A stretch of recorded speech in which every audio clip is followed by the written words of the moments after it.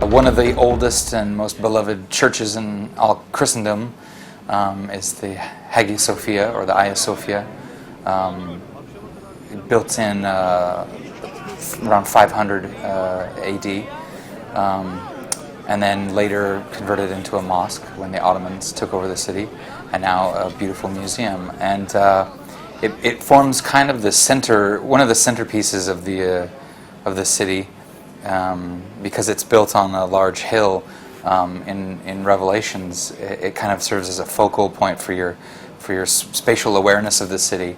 Anytime Ezio climbs to the top of a building, you can always kind of get your bearings by looking for the Hagia Sophia. So it plays a huge role in navigation and just getting your sense of bearings and your sense of space, which is always very important in an Assassin's Creed game. You want to get to know the city. You want to feel like you've lived in it after you've finished the game. In our story specifically, a number of missions take place around Hagia Sophia, and then we've hidden some very special content inside Hagia Sophia. So you'll get to and for achievement hunters, we've even got an achievement to quickly climb to the top of the pinnacle. So it forms as you play through Revelations, you're going to find yourself coming back to it, getting to know the area around it, and it's going to be that and Topkapi Palace. You're going to really feel like that's the center of all activity in the city. When Hagia Sophia was first built, or Hagia Sophia, it was a church, and it didn't have the 4 minarets that it has now. As soon as the city was taken by the Ottomans, they built the first minaret. It was made out of brick. During the time of our game, a second one was constructed, and then 2 others were built a little bit later. We stretch history just slightly so that we put all 4 in, just so it becomes a more iconic version of the one that we know. It becomes more iconic and immediately recognizable as the Hagia Sophia today. So we've fudged the dates just by a decade or 2 on the minarets, but otherwise we've kept the building pretty much. We've been as exacting as possible with even the little scaffolding you saw today. Is like sometimes people run around Assassin's Creed and think there are too many scaffoldings conveniently placed to ascend to the rooftops, but there actually are all these curious, precarious wooden scaffolds. So, built just north of Hagia Sophia is Topkapi Palace. Topkapi was a project that was started by Mehmed the Conqueror as soon as he took Constantinople from the Byzantines. The old Byzantine palace was down on the southern part of the peninsula that makes up Constantinople, but near the Hippodrome. But as soon as the Ottomans moved in, they wanted a palace they could call their own, and one that was maybe a little easier to defend. So they built it on what's called First Hill in Constantinople, directly north of Hagia Sophia. In fact, the juxtaposition of Topkapi and Hagia Sophia in our game is exactly equivalent in real life, with a few added hay bales for assassins, for the assassin leaps of faith. So Topkapi was started by Mehmed the Conqueror, and then subsequently added to over centuries by every sultan. In our game, it's about maybe half done or a third done, so it's sizable. It doesn't include everything that currently exists, but it includes enough that there's a lot of exploration to be had. Because it belongs to Ottoman royalty, that's where Ezio will meet most of the Ottoman royals in our game.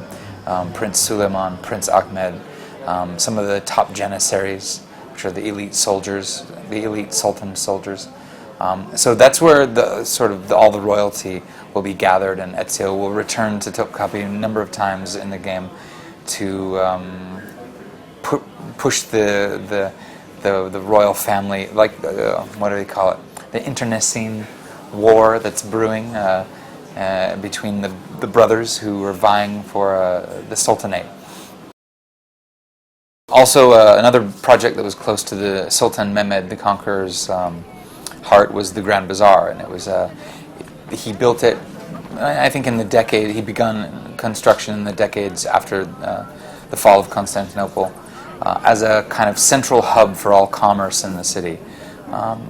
So he began this major project to create this huge covered area, this very labyrinthine structure, full of hundreds and hundreds of shops, where with fairly easy access to the Golden Horn waterway to the north, and that way ships and merchants could come in, transfer their goods, didn't have very far to go, right to the Grand Bazaar, and everyone under one roof. So that's also a project that was very close to the Sultan's heart. And Ezio, it experiences it at its kind of most bustling. We have a very special historical character that we've hidden him away deep in the bazaar, and Ezio will come to him for some bomb crafting advice. But he's a very famous character in Ottoman history, and we're happy to have him in the game. But I'm not revealing who it is yet. Because of the activity in the bazaar, the very thick crowds, the noise, and the kind of the vitality of the place, it's a perfect place for an assassin to hide, to sneak around, to blend with crowds, to tail people. So we've got a pretty couple epic sequences that take place in the bazaar, and of course you're always free to visit it when you want and buy things. We've got a couple stores in there too. At the beginning of the project, when we after pre-production, when we sort of mapped out the game last year, we immediately sent a number of our artists, sound and visual, to Istanbul to investigate all the locations that we knew would play a prominent role. So it's Hagia Sophia, Topkapi, the Grand Bazaar, a couple of the other mosques and churches that existed at the time. And we did extensive, the sound designer, for instance, does what he calls, I think it's impulse recording, where you get an accurate, you fire off a noise and you record the reverberation so that you can then go recreate the actual reverberation of the space that you're visiting. So we did that for Hagia Sophia, for instance, where when you hear the reverberation in the game, that's actually modeled directly off of some sound signals we took in the real Hagia Sophia. And the same goes for the bazaar and all the other locations. We go and we take thousands of photographs. We do our research to see what was created when, and if it's pretty much within our time scale, then we go with it. And so people who have visited the real bazaar in Istanbul will probably notice some of the mosaic work and the painting and the cross beams that are very convenient for assassins to leap on. The windows that we've left a few open so Ezio can scuttle out of there. So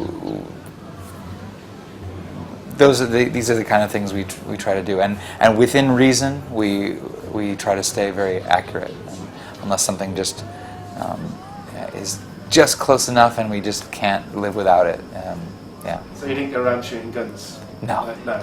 I suppose you wouldn't get away with that. No, and there's no cheap watches either for sale in our game. Yeah. Red Turkish T-shirts? No, not yet. Not yet. DLC, yes. That's great.